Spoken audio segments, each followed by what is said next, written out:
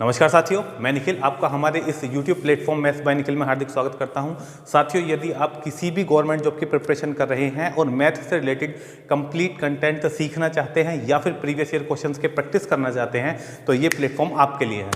साथियों, एक बात और बताना चाहता हूं कि यदि आप मैथ्स बाय निखिल के नाम से ये सोच रहे हैं कि हम केवल इस प्लेटफॉर्म पर मैथ्स से रिलेटेड कंटेंट ही आपको सिखाएंगे तो ये आप गलत सोच रहे हैं। बहुत ही जल्दी हम आपके सामने इंग्लिश की क्लासेज स्टार्ट करने वाले हैं, क्योंकि जैसा कि आपको पता है कि CHSL के फॉर्म भी भरे जाने लगे हैं और उसी को हम टारगेटेड करते हुए CHSL के लिए टारगेटेड बैच स्टार्ट करेंगे। तो यदि आप CHSL में भी इंटरेस्टेड है या CHSL में जॉब पाना चाहते हैं तो आप इस चैनल से तुरंत जुड़ जाइए, क्योंकि जैसे ही इस चैनल को थोड़ी ग्रोथ मिलेगी, कुछ साथी हमारे और इस चैनल से जुड़ेंगे, तभी हम और सब्जेक्ट भी आपके सामने शुरू कर पाएंगे। और यदि आपको वीडियो अच्छी लगे और मेरे द्वारा कराया गया प्रयास आपको अच्छा लगे तो आप इस चैनल को या मतलब इस वीडियो को शेयर कर सकते हैं। अदरवाइज कोई बात नहीं, अगर आपको अच्छा नहीं लगता तो आप शेयर मत करिए, लाइक मत करिए, और अगर आपको अच्छा लगे तो आपको शेयर करना चाहिए। ठीक है, तो चलिए शुरू करते हैं। तो जैसा आपको पता है कि फ़िलहाल हमने अपने इस प्लेटफॉर्म पर मैथ स्टार्ट कर दिया है और मैथ में हमने दो पोर्शंस होते हैं, अर्थमेटिक और एडवांस। तो हमने अर्थमेटिक से शुरू किया है और अर्थमेटिक का पहला चैप्टर परसेंटेज हम कंप्लीट करा चुके हैं और दूसरा चैप्टर जो हमने शुरू किया है वो है हमारा रेशो प्रोपोर्शन। तो रेशो प्रोपोर्शन में भी मैं 5 वीडियो अपलोड कर चुका हूँ, तो यदि आपने वो वीडियो नहीं देखी है तो वो वीडियो भी आपको देखनी ज़रूरी है। और चलिए, आज की क्लास से पहले आप आज की वीडियो देखिए। अगर आज के जो मैं ये क्वेश्चन करा रहा हूँ, अगर ये क्वेश्चन आपको समझ में आए, अच्छे लगे, तब आप प्रीवियस वीडियो भी देख सकते हैं। देखिए, होता क्या है, अभी हमने शुरू किया है चैनल तो कुछ कमियां हैं मेरे। होता क्या है, दरअसल मैं अभी आपको बताऊंगा कि मैं मेथड सोचता हूँ कि इस मेथड को बताऊंगा, लेकिन कैमरे के आगे मतलब कि जब हम कैमरा फेस करते हैं तो कुछ चीज़ें माइंड से स्लिप हो जाती हैं, क्योंकि क्लास में ऑफलाइन पढ़ाने में और ऑनलाइन में थोड़ा सा डिफरेंस होता है ना। तो लेकिन धीरे धीरे चीज़ें हैबिचुअल हो जाती हैं। हैबिचुअल होने के बाद मैं बिल्कुल कंफर्टेबल फील करने लगूंगा। ठीक है, तो चलिए, बहुत आपका समय वेस्ट ना करते हुए क्लासेस शुरू करते हैं आज की।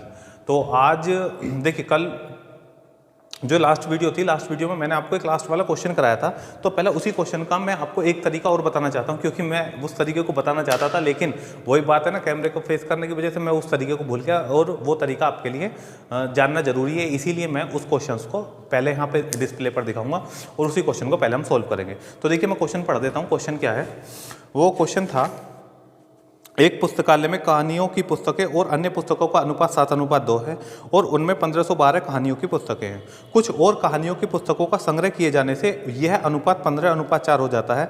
कहानियों की कितनी और पुस्तकों का संग्रह किया गया? देखिए, ये क्वेश्चन हमारा लास्ट वाली वीडियो में मैंने आपको कराया था, ठीक है जी। लेकिन हुआ क्या था, मैंने उसका बेसिक भी बता दिया था, ऑप्शनल मेथड भी बता दिया था, लेकिन एक ट्रिकी मेथड मैंने आपको नहीं बताया था, वो मैं बताता हूँ सबसे पहले। तो देखिए, पहले अनुपात कितना था कहानी की पुस्तकों का, और अन्य पुस्तकों का अनुपात पहले था 7:2।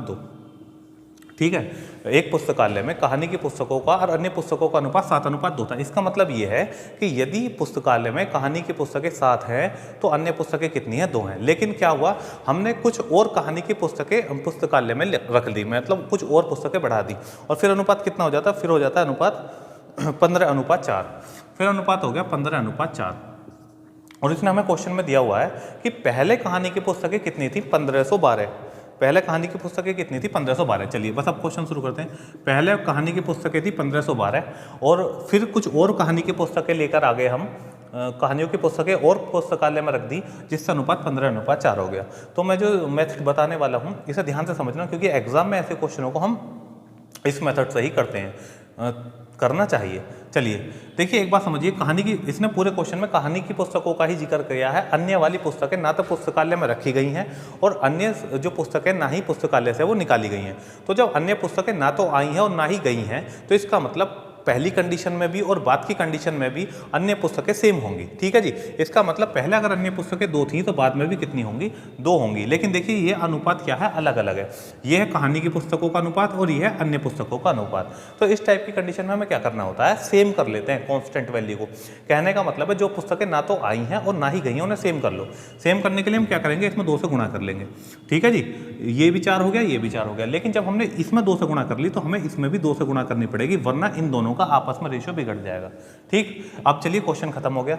उसने पहले बताया था हमें कि कहानी की पुस्तकें कितनी हैं, तो देखिए कहानी की पुस्तकें कितनी थी, 7 दूनी 14।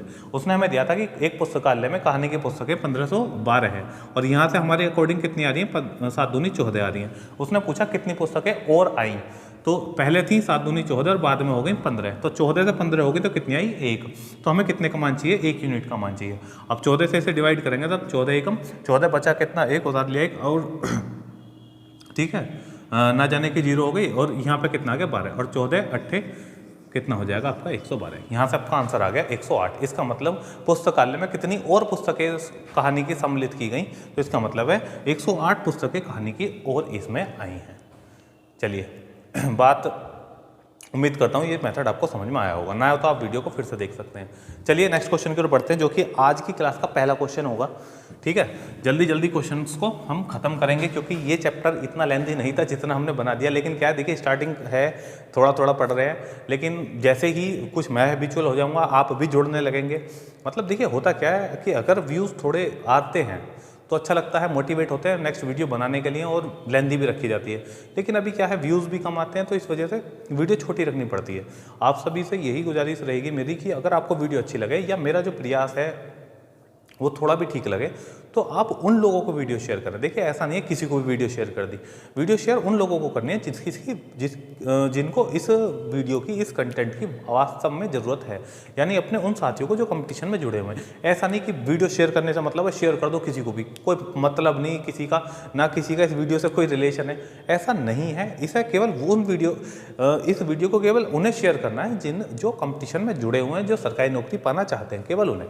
फालतू में इधर उधर हमें व्यूज़ ऐसे नहीं बढ़ाने, व्यूज़ बढ़ाने जिनको ये जरूरत है वो इस वीडियो को देखें। ठीक है, चलिए आज की क्लास का जो हमारा पहला क्वेश्चन रहने वाला है, मैं क्वेश्चन पढ़ूंगा और डिस्प्ले पर आपको क्वेश्चन शो होगा। तो वही करना क्या है, मैंने आपको पहले भी बार बार तरीका बताया कि आपको वीडियो पॉज करके पहले क्वेश्चन खुद से करना, बाद में मेरा सॉल्यूशन और अपना आंसर मैच करना है। ठीक है, चलिए आज का क्वेश्चन है, एक कक्षा की लड़कियों का परीक्षा में प्राप्तांकों का औसत 85 है और लड़कों के प्राप्तांकों का औसत 87 है। यदि लड़कियों और लड़के 4:5 के अनुपात में, तो पूरी कक्षा के औसत अंक ज्ञात करो। चलिए देखिए इस क्वेश्चन को देखते हैं, अच्छा क्वेश्चन है। उसने हमें दिया है कि एक कक्षा की लड़कियों का परीक्षा में प्राप्तांकों का औसत 85, लड़कियों का यानी गर्ल्स का जो प्राप्तांकों का औसत है वो कितना है, 85 है, और जो बॉयज़ हैं उनका जो प्राप्तांकों का औसत है वो कितना है, 87। इसका मतलब ये है कि वहाँ जितनी भी लड़कियाँ होंगी, ठीक है, उसमें प्रत्येक के हम कह सकते हैं 85 मार्क्स आए, और लड़कों के कितने, 87। वैसे थोड़ा सा भाई होता नहीं है, बेसिकली आजकल लड़कियों के मार्क्स ही ज़्यादा देखे जाते हैं, लेकिन फिर भी चलो भाई क्वेश्चन में जैसा वैसा मान के चलते हैं ना। ठीक है, और उसने बोला है कि कितने लड़कियां और लड़के कितने के अनुपात में, 4:5 के। लड़कियां और लड़के कितने के अनुपात में, 4:5 के। इसका मतलब ये यदि लड़कियां 4 हैं उस कक्षा में, और तो लड़के कितने हैं, 5 हैं। अब उसने पूछा है पूरी कक्षा के औसत अंक कितने हैं, पूरी कक्षा के औसत अंक पूछे। देखिए एक तरीका तो हमारे पास क्या है, मैं पहले बेसिक बताता हूँ। एक तरीका तो ये है, मैं 85 की 4 से गुणा कर लूँ तो ये मुझे पता चल जाएगा लड़कियों के कुल कितने अंक हैं। फिर 87 की 5 से गुणा कर लूँ, फिर मुझे ये पता चल जाएगा कि लड़कों के कुल कितने अंक हैं। दोनों को जोड़ देंगे, लड़कियों को और लड़कों को जितने मिले उन्हें आपस में जोड़ दो, बटे में 5 और 4 9 से भाग कर दो, तो ये पूरी कक्षा के औसत प्राप्तांक आ जाएंगे। और यही इसने क्वेश्चन में पूछा है, तो पूरी कक्षा के औसत अंक कितने हैं। बात समझ में आई क्या बताना चाहता हूँ। क्या बताया मैंने, पहले लड़कियों के कुल अंक निकालो। कुल अंक कैसे निकालते हैं, औसत बराबर होता है पदों का योग बटे पदों की संख्या। औसत बराबर पदों का योग बटे पदों की संख्या। तो पदों का योग निकालने के लिए औसत की गुणा पदों की संख्या में कर देते हैं। तो देखिए औसत कितना है, 85, और पदों की संख्या यानी पदों का मतलब है विद्यार्थियों की संख्या कितनी है, 4। तो जब औसत की गुणा पदों की संख्या में कर दी जाए तो योग आ जाता है। तो इसका मतलब जब मैं 85 की गुणा 4 में कर दूंगा तो मुझे ये पता चल जाएगा लड़कियों को कुल कितने अंक मिले। ऐसे ही जब मैं 87 की गुणा 5 से करूंगा तो मुझे ये पता चल जाएगा लड़कों को कुल कितने अंक मिले। तो फिर जितने लड़कियों को मिले और लड़कों को मिले उन्हें आपस में ऐड कर लेंगे तो हमें पता चल जाएगा पूरी कक्षा में अंकों का योग कितना है। और फिर जितने भी स्टूडेंट हैं, यहाँ 5 लड़के और 4 लड़कियाँ, जितने भी स्टूडेंट हैं उन्हें जोड़ के उससे भाग कर देंगे, तो यहाँ से हमें पता चल जाएगा कि पूरी कक्षा का औसत प्राप्तांक क्या है। ये बेसिक था जो मैंने आपको ओरल बताया। अब हम इसे और किस तरीके से कर सकते हैं उसे समझिए, वही आपका तरीका एग्जाम के लिए होगा। देखिए यहाँ से लड़के कितने हैं, 4 और लड़कियाँ कितनी हैं, 5 है। ठीक है, तो एक बात समझनी है कि लड़कियाँ कितनी है, 4 और लड़के हैं 5। तो ये 85 है, और देखिए अगर ये भी 85 होता, जो लड़कों का औसत प्राप्तांक भी अगर 85 ही होता, तो मर्ज करने के बाद भी औसत प्राप्तांक पूरी कक्षा का 85 ही होता। कहने का मतलब ये है, अगर दोनों के सेम होते तो विद्यार्थी चाहे कितने भी हों, विद्यार्थी कितने भी हों, दोनों को मर्ज करने के बाद जो औसत बनता वो 85 ही बनता। ठीक है जी। अब देखिए अब हुआ क्या है, अब हम क्या करेंगे, कितने फालतू हैं इसके लड़के के, एक लड़के के 2 अंक फालतू हैं और लड़के कितने 5। तो ध्यान समझे ना, यही तरीका है एग्जाम के लिए। अच्छा, लड़कों के लड़कियों से कितने अंक फालतू हैं, 2 अंक, 2 अंक फालतू हैं एक लड़के के, और लड़के हैं कितने, कुल लड़के हैं 5। तो 5 लड़के हैं और एक के 2 फालतू हैं, तो कुल मिला के 5 दूनी 10 अंक फालतू हैं, 10 अंक फालतू हैं। यानी कि हम ये कह सकते हैं कि अगर हमें सभी का औसत चाहिए तो यहाँ से 10 अंक लेकर इनके और इन पूरों में बांटने पड़ेंगे, इन सारों में बांटने पड़ेंगे उसे, जब पूरी कक्षा का औसत आएगा। तो मैंने क्या करा, 2 अंक लड़के के, प्रत्येक लड़के के 2 अंक फालतू हैं और लड़के कितने हैं 5 है, तो 5 दूनी 10, यानी मैं कह सकता हूँ लड़कों के 10 अंक फालतू हैं। ठीक, तो वो जो 10 अंक फालतू हैं उन्हें लेकर पूरी कक्षा में बांट दो तो औसत आ जाएगा पूरी कक्षा का।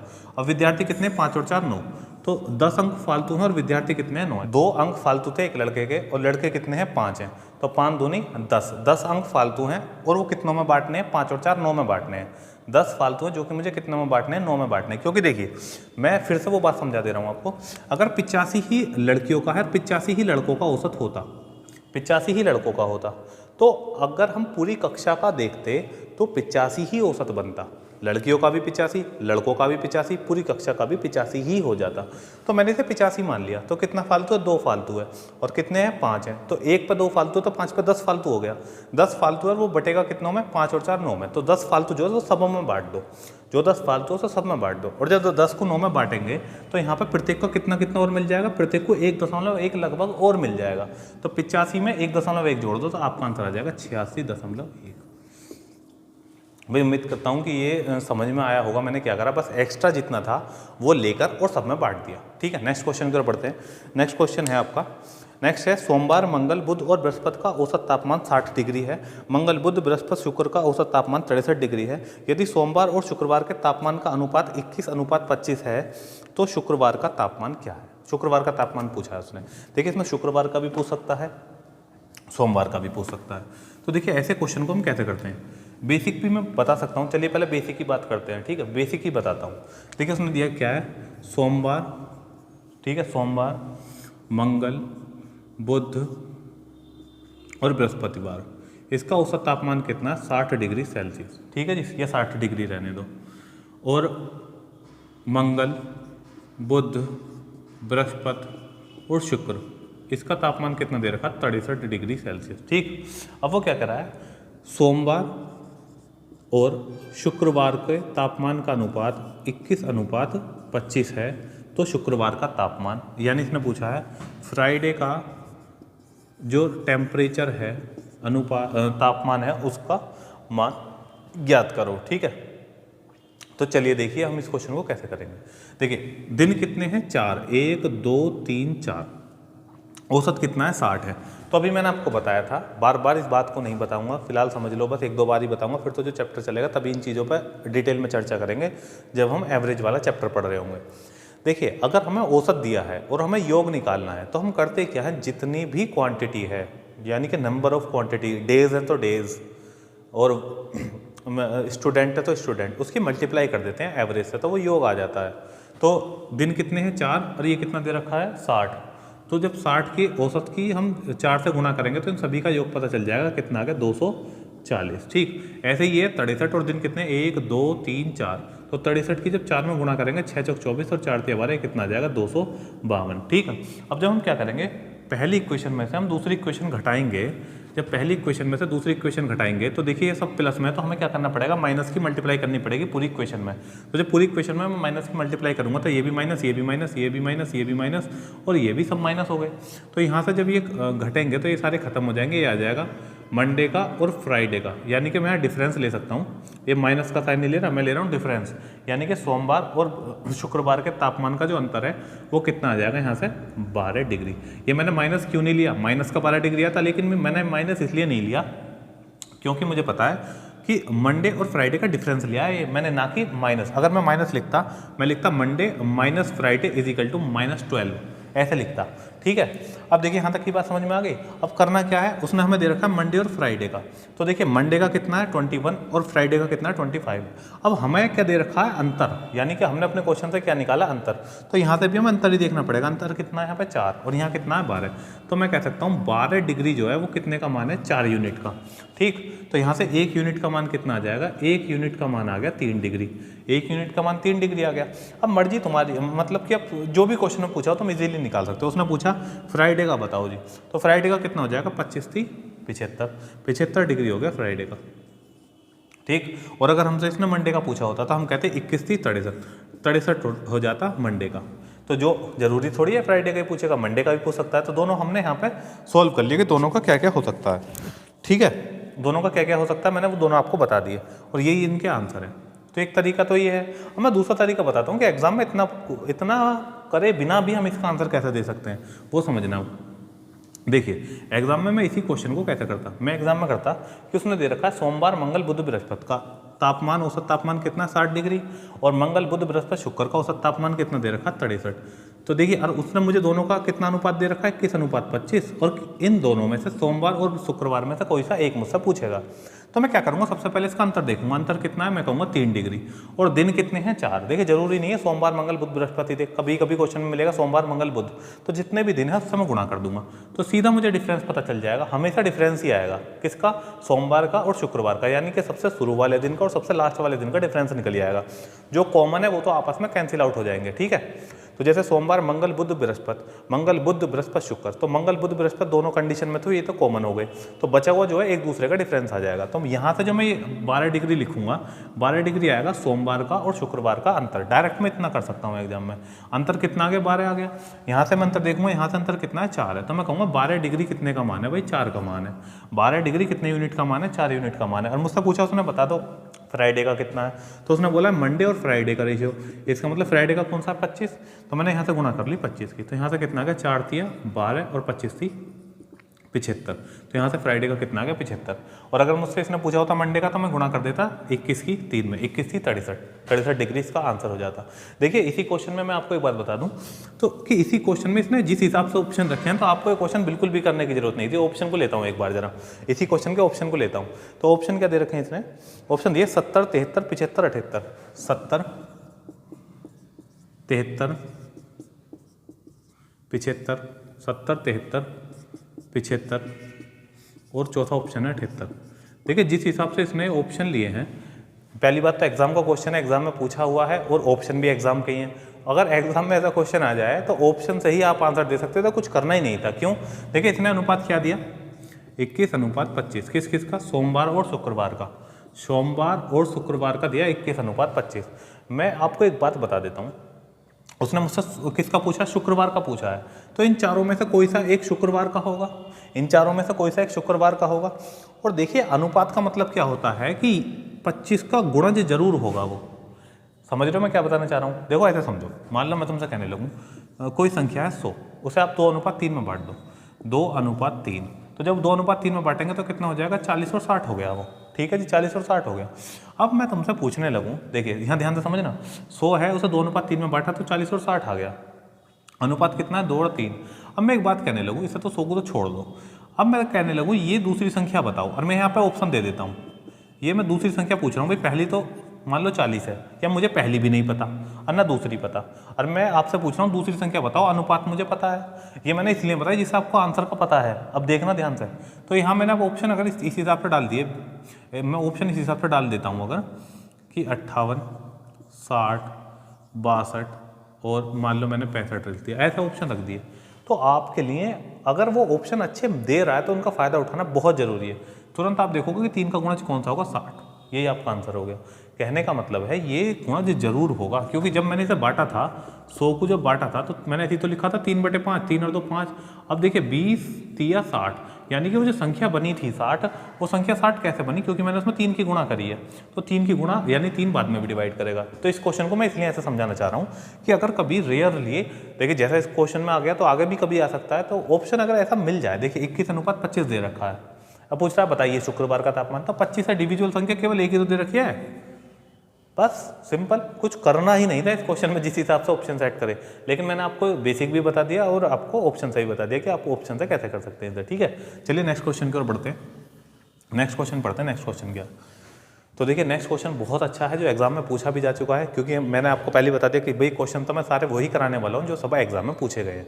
तो क्वेश्चन क्या है कि एक विद्यालय में 132 विद्यार्थियों के अंकों का औसत 40 है। देखिए टोटल विद्यार्थी कितने, 132, और अंकों का 132 विद्यार्थियों के अंकों का औसत कितना है, 40। ठीक, आगे उसने क्या बोला है, यदि उत्तीर्ण हुए विद्यार्थियों के अंकों का औसत 42 और अनुत्तीर्ण हुए अंकों का औसत 20, यानी जो उत्तीर्ण हुए हैं यानी जो पास हो गए उनके अंकों का औसत कितना दे रखा, 42, और जो फेल हुए हैं उनके अंकों का औसत है कितना, 20। तो उसने पूछा क्या है हमसे, इसने पूछा है तो उत्तीर्ण हुए विद्यार्थियों के कुल अंकों तथा अनुत्तीर्ण हुए विद्यार्थियों के कुल अंकों का अनुपात क्या होगा। देखिए इस क्वेश्चन में आप एक मिस्टेक कर सकते हैं, इसीलिए ये क्वेश्चन आपके लिए जरूरी है बताना। ठीक है, देखिए उसने हमें क्या दिया हुआ है, उसने हमें क्वेश्चन में दिया, मैं फिर से पढ़ता हूँ एक बार क्वेश्चन।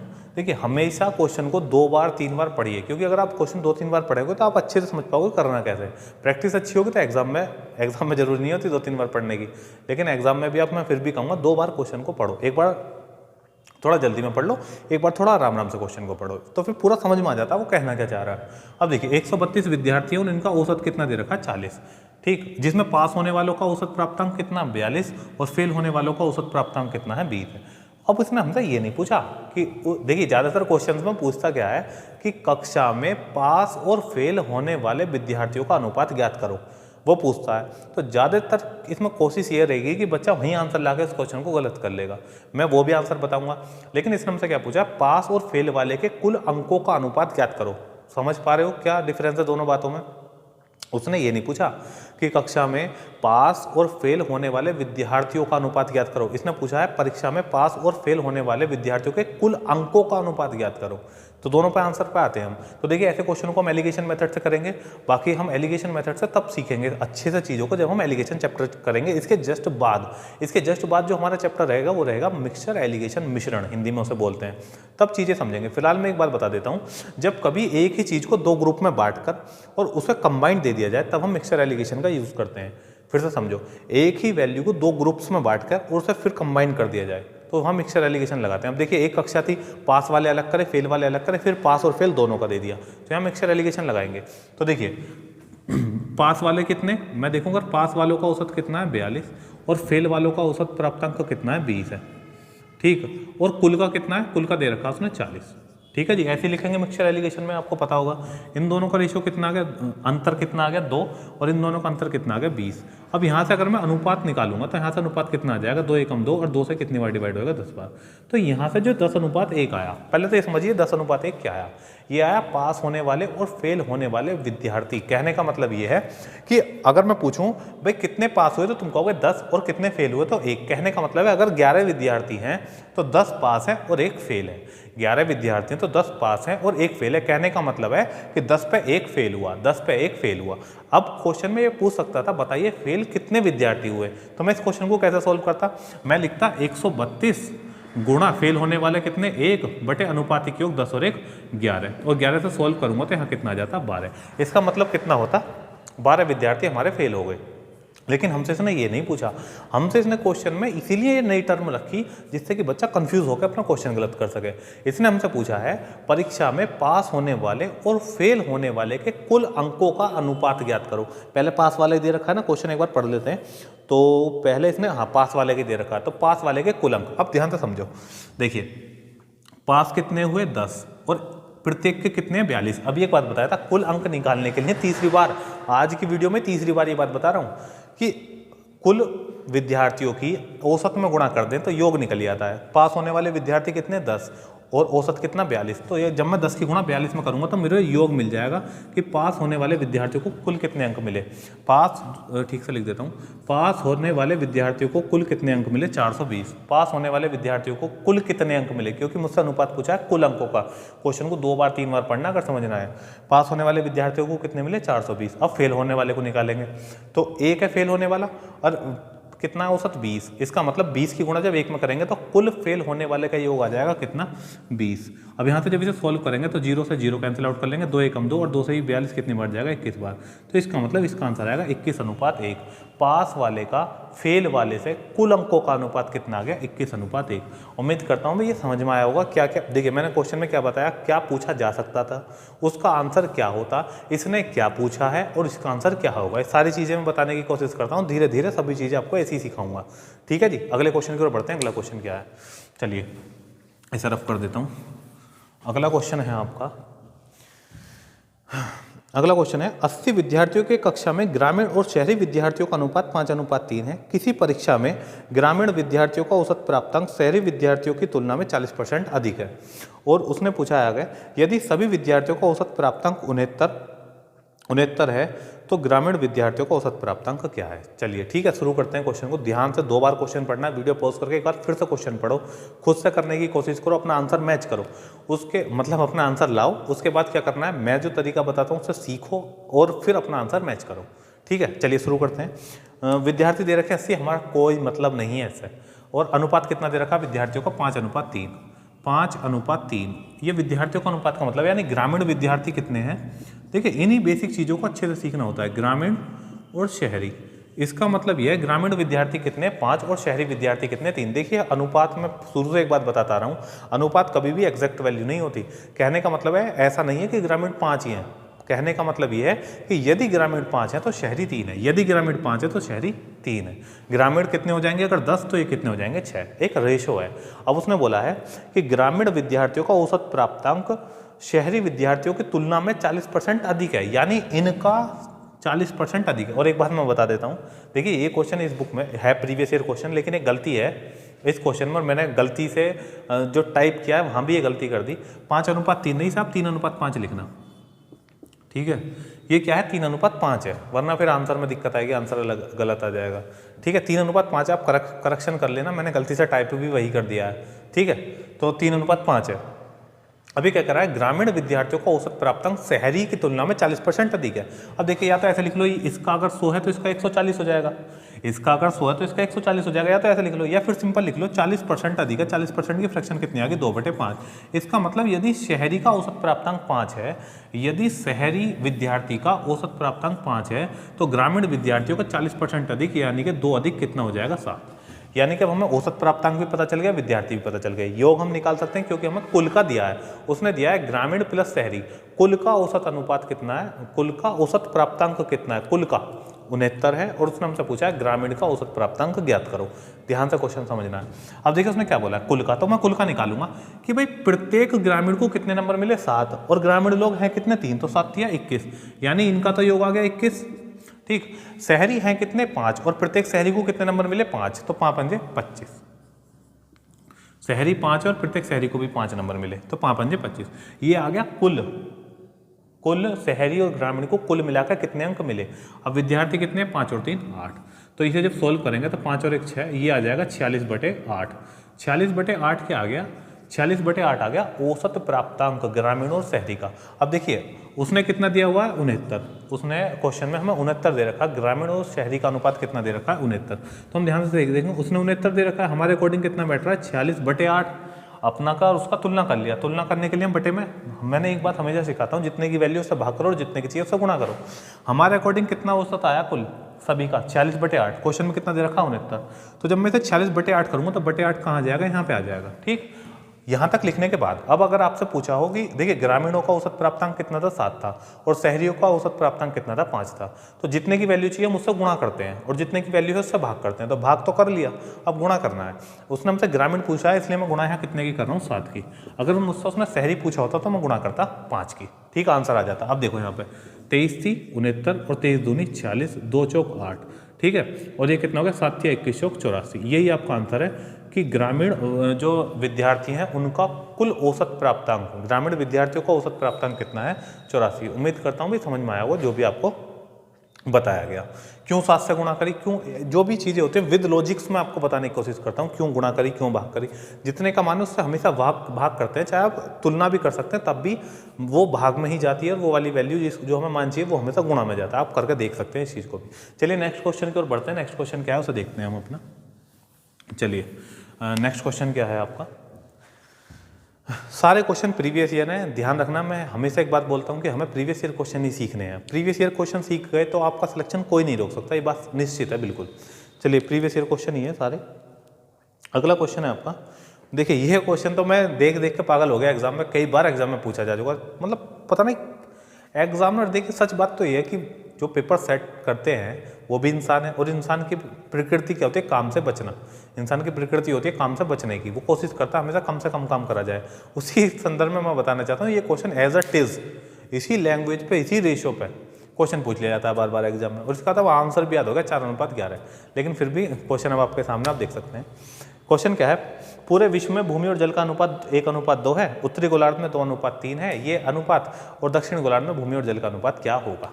चलिए शुरू करते हैं क्वेश्चन को। अच्छा क्वेश्चन है, आंसर ही 4:11 मुझे तो याद है, आप भी याद मत करना, सीख लो क्या तरीका है। क्या लग रहा है कभी 4:11 याद कर लो, अनुपात बदल दिए ना तो आंसर बदल जाएगा, इसलिए याद करो। अब कभी एग्जामिनर भी बदल सकता है भाई, हो सकता है मूड खराब हो, बदल दे तो तुम्हारी आंसर गलत हो जाए। अब इसे समझिए, हम कैसे समझेंगे। ये मान लिया हमने पृथ्वी, उसने दिया पूरी पृथ्वी पर भूमि और जल का अनुपात कितना है, 1:2।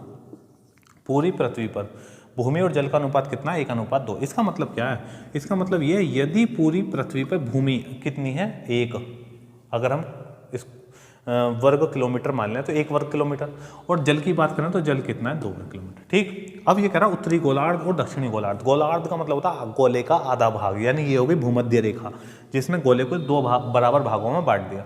तो इसने उत्तरी गोलार्ध का अनुपात दे रखा 2:3, यानी उत्तरी गोलार्ध में भूमि और जल का अनुपात है 2:3, यानी उत्तरी गोलार्ध में भूमि कितनी है 2 और जल कितना है 3। तो उत्तरी गोलार्ध में भूमि और जल का अनुपात कितना हो गया, 2:3 हो गया।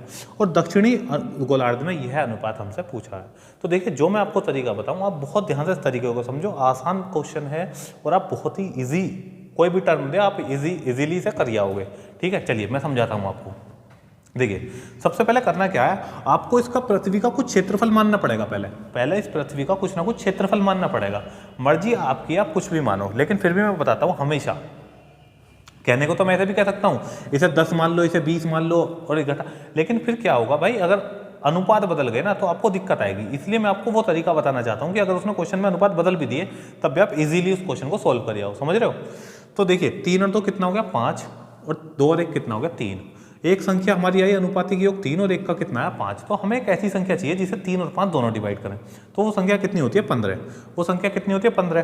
तो 15 उत्तरी गोलार्ध के लिए हो गया और 15 दक्षिणी गोलार्ध के लिए हो गया, यानी कि 15 का डबल कर देंगे, 15 उत्तरी के लिए 15 दक्षिणी के लिए, तो ये कितना हो जाएगा आपका 30। तो समझिए मैंने पूरी पृथ्वी का क्षेत्रफल मान लिया कि पूरी पृथ्वी का क्षेत्रफल है 30 वर्ग किलोमीटर मान लो, कुछ भी मान लो, 30 यूनिट मान लो, 30 यूनिट भी मान सकते हैं कि अगर मैंने पूरी पृथ्वी का क्षेत्रफल मान लिया 30 यूनिट। ठीक, अब समझिए 30 क्यों माना मैं बता चुका, फिर से बता दे रहा हूँ। 3 और 2 5, 2 और 1 3, जो अनुपात दे रखे उन्हें जोड़ लिया, तो 2 और 1 3, 3 और 2 5। तो मुझे एक ऐसी संख्या चाहिए थी जिसे 3 और 5 दोनों डिवाइड करें।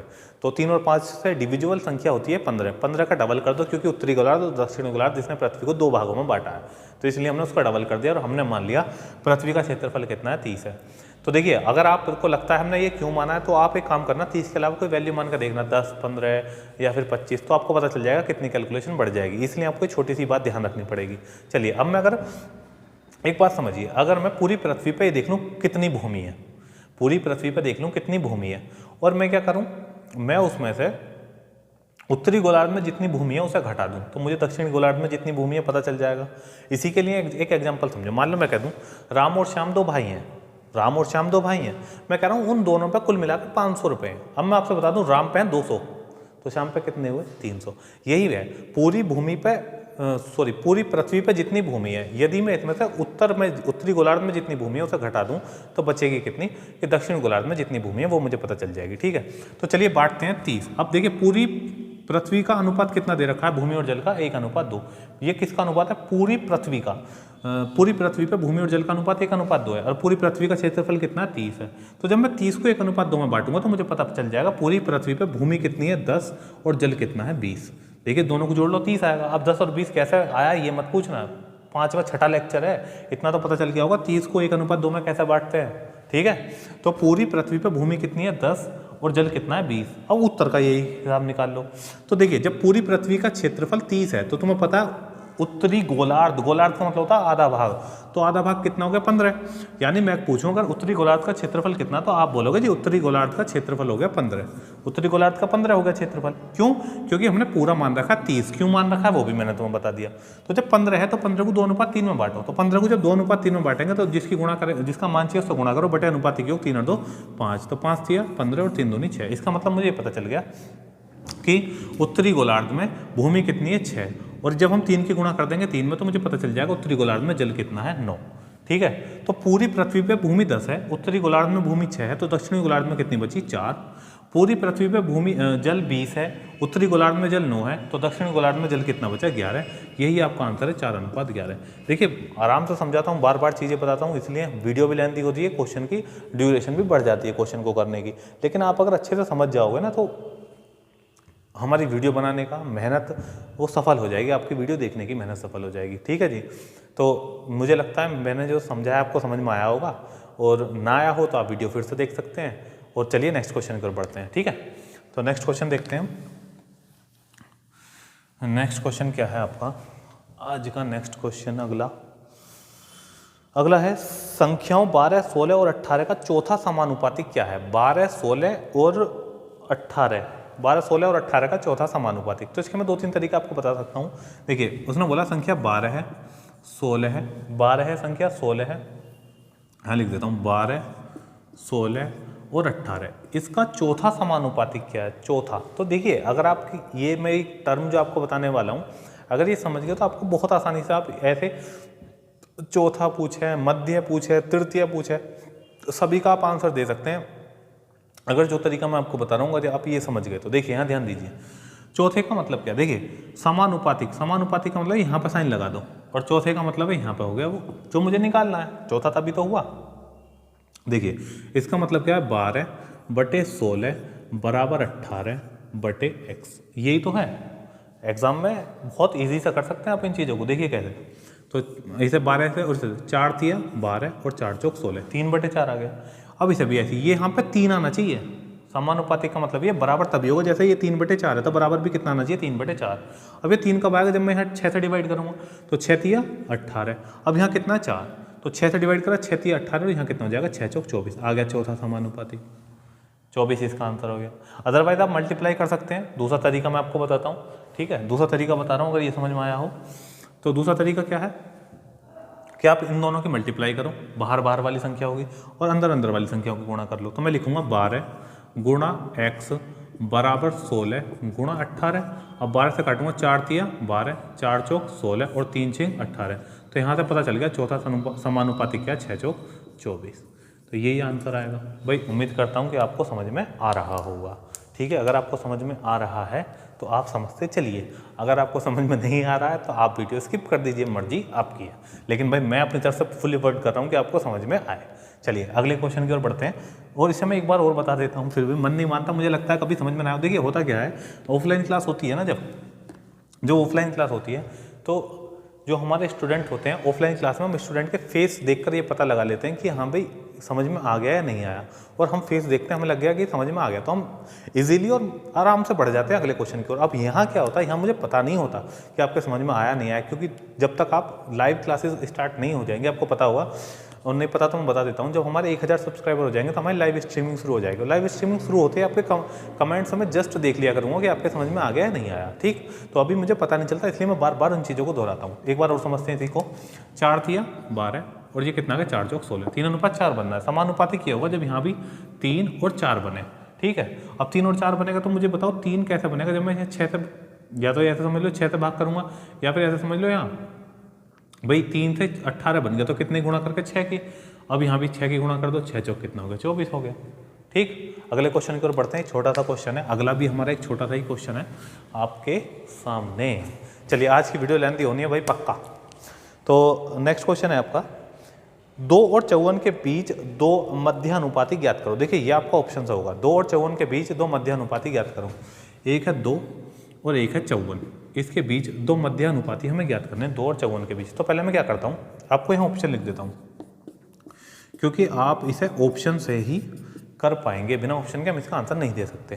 तो देखिए 6 18 6 12 6 9, 6 18 6 12 6 9 और अगली दे रखी है वैल्यू 12 और 18, 12 और 18। ठीक, मध्य के लिए एक तरीका तो वो जो मैंने अभी बताया आपको है ना, हम एक तरीका तो वो हो सकता है, कैसे ध्यान से समझो। देखो मध्य का मतलब क्या है, मध्य का मतलब है मिड की दोनों वैल्यू गायब है, मध्यानुपाती का मतलब मिड की दोनों वैल्यू गायब। इसे मैं ऐसे लिख सकता हूँ 2 अनुपात x समानुपात y और अनुपात 54, ऐसे लिख दूंगा। मुझे नहीं पता यहाँ क्या आएगा, लेकिन एक्स वाई मैंने मान लिया। अब मैं इसे और कैसे लिख सकता हूँ, 2/x बराबर y/54।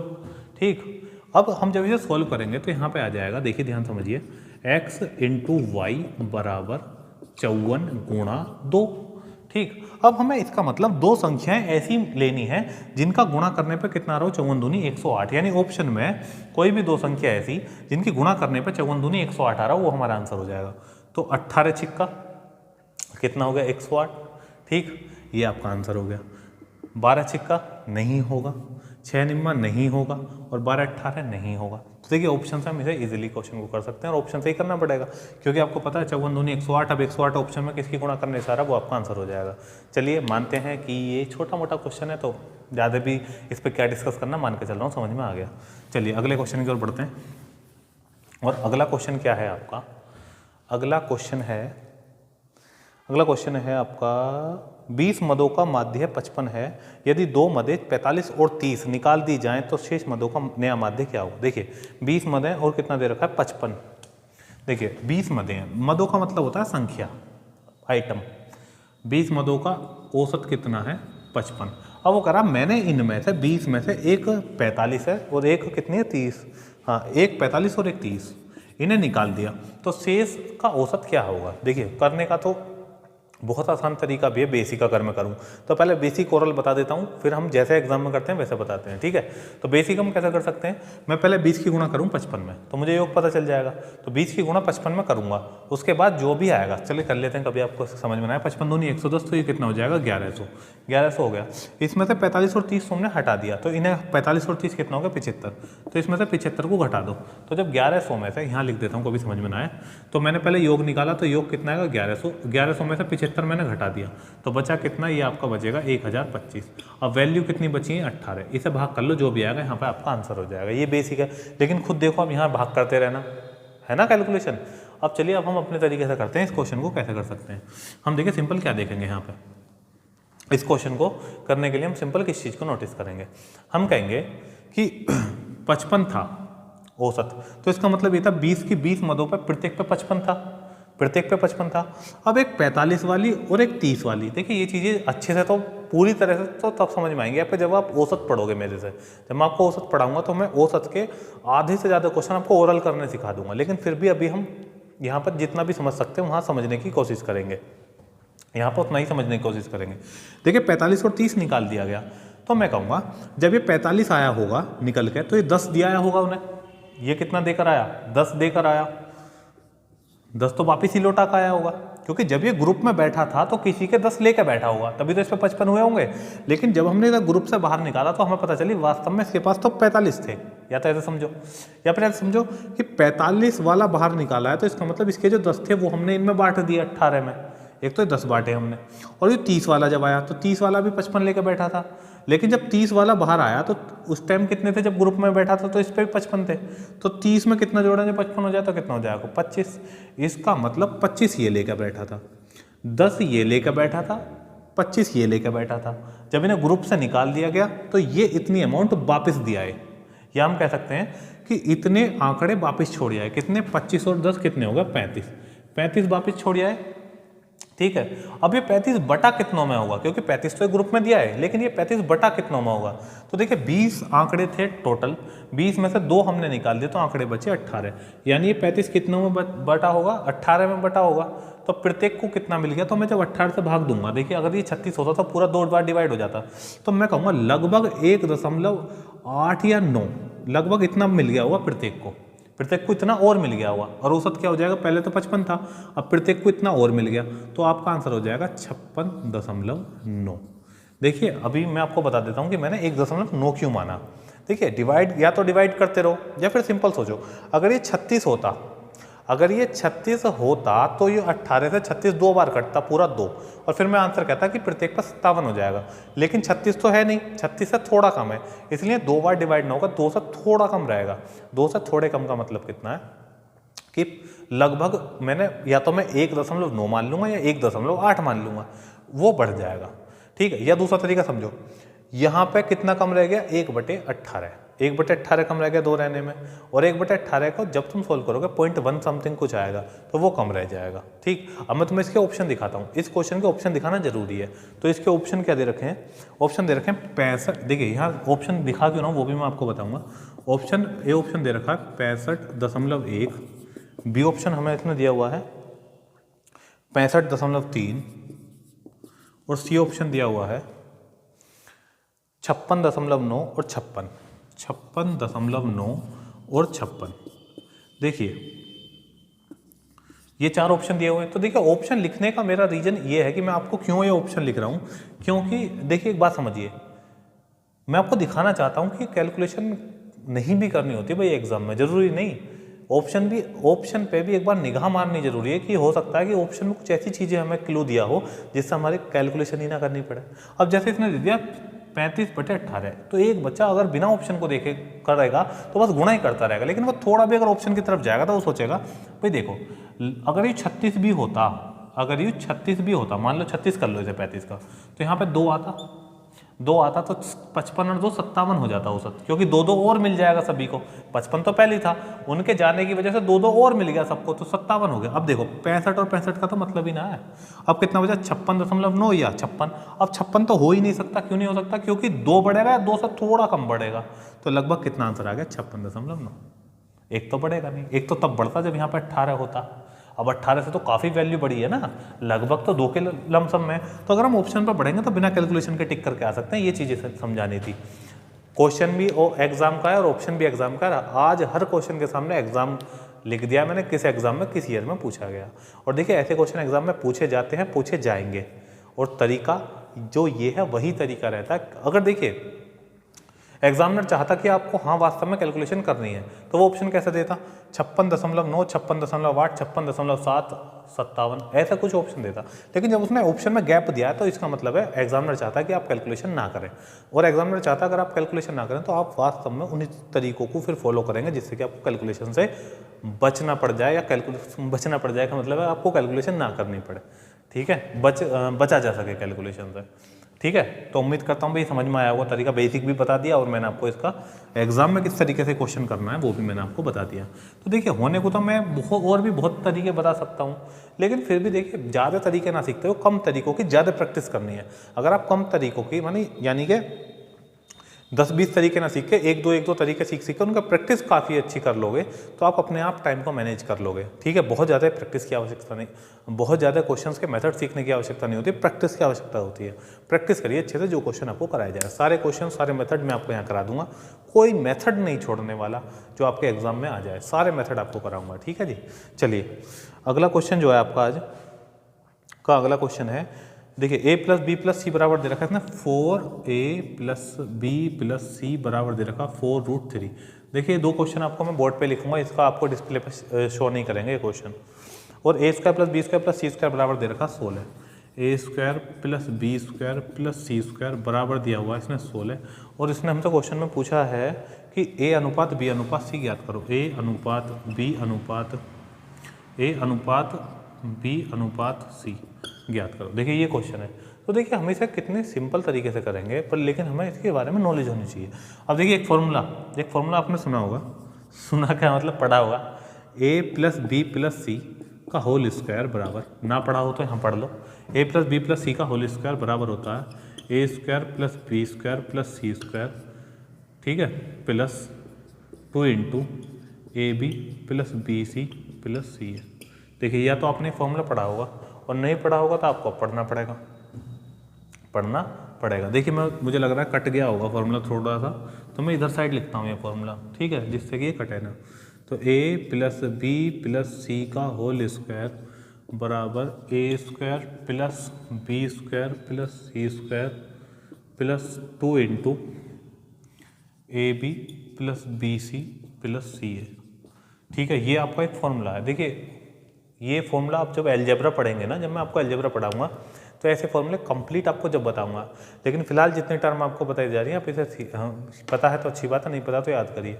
अब देखिए ऐसा क्वेश्चन जब भी आएगा वो इसी फॉर्मूले से ऐसे ही होगा। देखिए ए प्लस बी प्लस सी का मान कितना दिया हुआ है यहाँ पर 4√3, यहाँ पर रख दो। तो यहाँ पर जब हम 4√3 का मान रखेंगे, 4 चौक 16 और √3 का स्क्वायर करेंगे 3, तो 16 3 48। समझ में आया भाई? ये ए प्लस बी प्लस सी का होल स्क्वायर का मान कितना हो गया 48 हो गया। क्यों? क्योंकि ए प्लस बी प्लस सी का मान कितना है 4√3, और 4√3 का जब हम स्क्वायर करेंगे, 4√3 का जब हम स्क्वायर करेंगे तो 4 का स्क्वायर हो जाएगा 16 और √3 का स्क्वायर हो जाएगा 3, तो 16 थी कितना हो गया 48। A square plus B square plus C square का मान दे रखा 16 plus 2 into A B plus B C plus C A, ठीक है जी, ये हो गया। अब देखिए यहाँ से जब मैं 48 में से 16 घटाऊंगा तो यहाँ बचेगा 32 और 32, लो देख लो कभी समझ में ना आए, 48 माइनस 16 बटे 2 क्यों करा? क्योंकि ये जो गुणा कर रहा है इधर आकर भाग करेगा, बराबर आ गया A B plus B C plus C A. तो A B plus B C plus C A का मान कितना आ जाएगा जब आप यहाँ से देखोगे, 48 में से 16 जाएगा 32 और 32 को जब हम 2 से भाग करेंगे तो आ जाएगा 16। तो अब मैं यहाँ बता रहा हूँ आपको, यहाँ देखिए A B plus B C plus C A बराबर आ गया 16, और आपको यहाँ भी पता है कि A square plus B square plus C square भी मान कितना आ गया 16। जब ये दोनों बराबर आ गए तो देखिए ऐसा मत सोचिए कि क्वेश्चन लेंथी है, क्वेश्चन कोई लेंथी नहीं है, लेकिन समझाने की वजह से आपको लग सकता है कि क्वेश्चन लेंथी है। क्वेश्चन लेंथी नहीं है, क्वेश्चन बहुत छोटा सा क्वेश्चन है, अच्छा सा क्वेश्चन है, ठीक है, इतना लेंथी क्वेश्चन नहीं है, समझाने में टाइम लग रहा है बस, इसलिए धीरे धीरे समझा रहा हूँ, एक एक स्टेप को बताना पड़ रहा है, एक एक स्टेप ओपन करके, वरना डायरेक्टली यही आंसर था एकदम ही 2 स्टेप का आंसर आ जाता है इसका। ना तो ये फॉर्मूला लिखने की जरूरत पड़ेगी आपको एग्जाम में, ना ये एक एक चीज़ समझानी पड़ेगी, कभी सोचो लेंथी क्वेश्चन है। चलिए तो देखिए जब A B plus B C plus C A बराबर 16 आ गया, A square plus B square plus C square बराबर 16 आ गया, तो देखिए दोनों मान बराबर है तो इन दोनों को बराबर रख सकता हूँ। और जब भी कभी ये बराबर आ जाए भाई, A B plus B C plus C A बराबर A square plus B square plus C square, जब ये बराबर आ गए, खुद सोचो जब बराबर आ गए तो इसका मतलब क्या हुआ, ए बराबर है बी बराबर है सी के, इसका मतलब है ए अनुपात बी अनुपात सी कितना हो गया 1 1 1। समझो अगर मान लो इन दोनों की तुलना कर लो आप, ए बी बराबर ए स्क्वायर, इसकी तुलना अगर मैं करूंगा तो ए बी बराबर ए स्क्वायर, तो यहाँ सब जब देखूंगा ए से कैंसिल आउट हो गया तो ए बराबर कितने का आ गया बी के, ऐसे अगर सोल्व करोगे बी बराबर कितने का आ जाएगा सी के, और सी बराबर कितने का आ जाएगा ए के, इसका मतलब तीनों बराबर है। और जब तीनों बराबर होंगे, अब चाहे कितना भी मान लो 17 17 17 18 18 18 50 50 50 51 51 51 कितना भी मान लो, तो कट के कितना हो जाएगा 1 अनुपात 1 अनुपात 1, इसका मतलब इसका आंसर आ गया 1 अनुपात 1 अनुपात 1, यही इसका आंसर है। कहने का मतलब है कि अगर आपकी प्रैक्टिस होती तो आप क्वेश्चन को यहीं से जस्ट समझ जाते, कैसे कि 48 है, 16 48 में से घटेगा 32, 32 को 2 से भाग करेंगे 16, 16 इसका मतलब A B plus B C plus C A का मान भी 16 आ गया, A square plus B square plus C square का मान भी 16 आ गया। जब ये बराबर आ गया तो इसका मतलब क्या है, ए अनुपात बी अनुपात सी बराबर कितना आ गया 1 अनुपात 1 अनुपात ए। ठीक है, उम्मीद करता हूँ भी तुम्हें लगा होगा लेंथी, लेकिन क्वेश्चन ईजी है, एक एक स्टेप बताया है इसलिए इसे थोड़ा सा टाइम लगा। ठीक है, अगले क्वेश्चन की ओर बढ़ते हैं। अगला क्वेश्चन क्या है देखिए, और ये अगला क्वेश्चन ही आपकी आज की क्लास का अंतिम क्वेश्चन होगा। इसके बाद हम आपसे विदा लेंगे और जल्दी ही नेक्स्ट वीडियो में आपसे मिलेंगे। ठीक है, चलिए अगला क्वेश्चन पढ़ते हैं। अगला क्वेश्चन क्या है, अगला क्वेश्चन लिख रहा हूँ मैं, इसके भी मैंने कोई आपको डिस्प्ले पे क्वेश्चन शो नहीं होगा, मैं लिख देता हूँ क्या क्वेश्चन है। चलिए क्वेश्चन है आपका एक्स की क्यूब माइनस वाई की क्यूब, एक्स की क्यूब माइनस वाई की क्यूब अनुपात x square plus x y plus y square, x square plus x y, x square plus x y plus y square बराबर कितना है 5 अनुपात 1। आ गए x square minus y square अनुपात कितना है, अनुपात है x माइनस वाई बराबर दे रखा है उसने 7:1 के, 7:1 और पूछा क्या है 2x रेशो 3y, इसका मान ज्ञात करो। देखिए अच्छा क्वेश्चन है, ध्यान से समझना, और आपकी आज की क्लास का लास्ट क्वेश्चन है, ठीक है। चलिए शुरू करते हैं। तो ध्यान से समझना भाई, अगर आपको ये फॉर्मूले पता है तभी आप इस क्वेश्चन को कर पाओगे, नहीं पता तो देखिए, पता है तो अच्छी बात है, नहीं पता तो मैं बता रहा हूँ ना, ध्यान रखो। देखिए अगर मैं ये x की क्यूब माइनस वाई की क्यूब का मान खोलूँ, मतलब फॉर्मूला खोलूँगा, तो इसका फॉर्मूला होता है, यहाँ ध्यान से समझना, इसे मैं पहले इस इक्वेशन को सोल्व कर रहा हूँ, पहले इस इक्वेशन को। देखिए अगर आपको फॉर्मूला पता होता ना तो आपको कुछ लिखने की जरूरत नहीं है, ओरल सारा आंसर आ सकता है, लेकिन फॉर्मूला नहीं पता, इसलिए मैं एक एक स्टेप करके बताऊंगा इसे। देखिए x की क्यूब माइनस वाई की क्यूब का फॉर्मूला होता है x माइनस वाई, ठीक है, x square plus x y plus y square, ठीक है जी। अब एक बात बताओ, इसका मतलब ये है कि इस पूरे का मान, यानी इस पूरे का मान कितना है 5 है, इस पूरे का मान कितना है 5 है, और यहाँ इसका मान कितना दे रखा है 1, इसका मान कितना है 1 और इस पूरे का मान कितना है 5 है। तो मैं एक बात समझ सकता हूँ, यहाँ ध्यान देना, इस पूरे का मान है 5, ठीक है, और इसका मान कितना दे रखा है 1। तो यहाँ से अगर मैं x माइनस वाई की गुणा 1 बराबर 5 लिखूंगा तो इसका मतलब कितना आ जाएगा, x माइनस वाई का मान कितना आ गया, 5 आ गया, आधा क्वेश्चन खत्म। अब अगले पे आ जाओ, अगली टर्म पे आ जाओ जो मुझे समझानी है।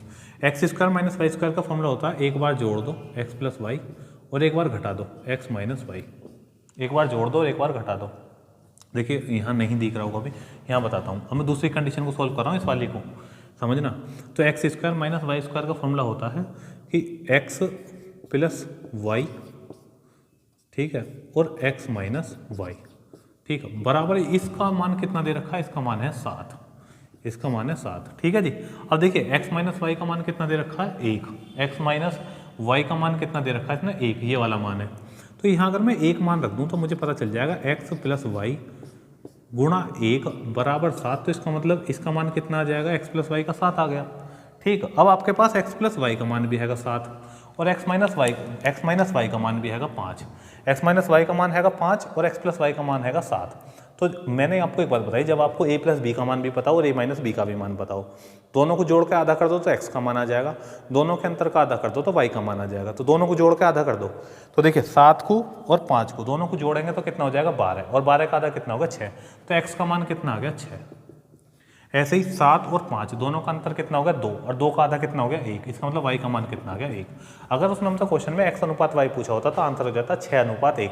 अगर उसने मुझसे क्वेश्चन में y अनुपात x पूछा होता आंसर हो जाता 1:6। उसने हमसे पूछा 2x रेशो 3y, तो यहाँ x की वैल्यू रखेंगे तो कितना हो जाएगा 6 दूनी 12 अनुपात 3y, यहाँ कितना हो जाएगा 3 एकम 3, ठीक। अब जब इसे सोल्व करेंगे तो कितना आ जाएगा 3 एकम 3 और 3 चौक 12, आंसर कितना आ गया 4:1, आंसर कितना आ गया 4:1। देखिए पहली मैं अपनी कमी मान रहा हूँ, मैं क्वेश्चन को कहीं भी लिख देता हूँ, मतलब कहीं भी सॉल्व करने लगता हूँ। वो मेरी मजबूरी इसलिए क्योंकि मुझे पता नहीं रहता कि आपको दिख रहा होगा नहीं दिख रहा होगा, इसलिए मैं सब जगह नहीं लिख सकता। मैं कोशिश करता हूँ कि कैमरे में आए, इसलिए एडजस्ट करने के लिए कहीं भी लिखना पड़ता है। उम्मीद करता हूँ भी समझ में आया होगा, ना आया हो तो आप वीडियो को फिर से देखो, मैं उम्मीद करता हूँ आपको समझ में आएगा। और देखिए इसके बाद भी अगर आपको समझ में नहीं आता है, कोई बात समझ में नहीं आई, कोई क्वेश्चन समझ में नहीं आया, आप मुझे कमेंट कर सकते हैं कि सर ये वाला क्वेश्चन आप दोबारा समझा दो। नेक्स्ट वीडियो में मैं अभी जो भी क्वेश्चन आपको समझ में नहीं आया उसे दोबारा से समझा दूंगा, ठीक है। फिर भी मैं मान कर चल रहा हूँ भी आपको देखिए कॉपी कर सकते हैं, आप स्क्रीनशॉट ले सकते हैं, लो स्क्रीनशॉट लेना चाहो स्क्रीनशॉट ले लो, कॉपी कर लो, या फिर केवल सीख का काम चला लो अगर आप ज्ञानी है तो।